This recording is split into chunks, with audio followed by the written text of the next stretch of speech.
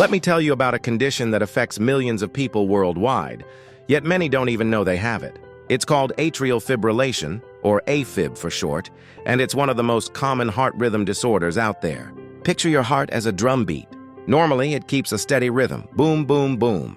But with AFib, it's more like a jazz drummer who's lost the beat completely.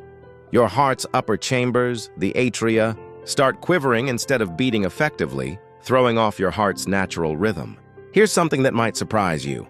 AFib affects about 2% of people under 65, but that number jumps to nearly 9% in people over 65. In fact, your risk doubles with each passing decade after 50.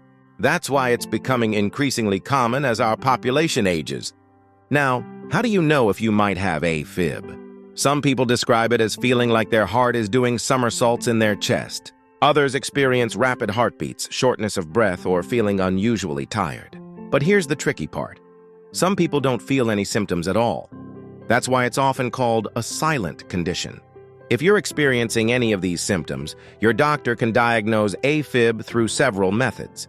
They might use an electrocardiogram, ECG, which records your heart's electrical activity. Sometimes they'll have you wear a Holter monitor. Think of it as a portable ECG that tracks your heart rhythm for 24 hours or more. The good news is that AFib is treatable.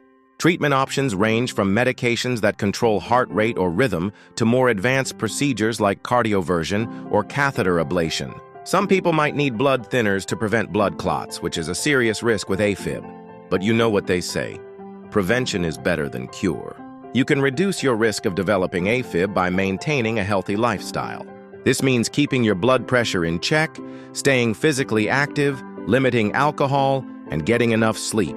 A heart-healthy diet rich in fruits, vegetables, and whole grains can also make a big difference. Here's my recommendation. If you're over 65, or if you have risk factors like high blood pressure or diabetes, talk to your doctor about screening for AFib. Don't ignore symptoms like heart palpitations or unusual fatigue. Remember, catching AFib early can prevent serious complications like stroke. AFib might sound scary, but with proper management and lifestyle changes, most people with this condition lead full, active lives. The key is staying informed, working closely with your healthcare team, and taking control of your heart health. After all, your heart works hard for you. It's worth taking good care of it.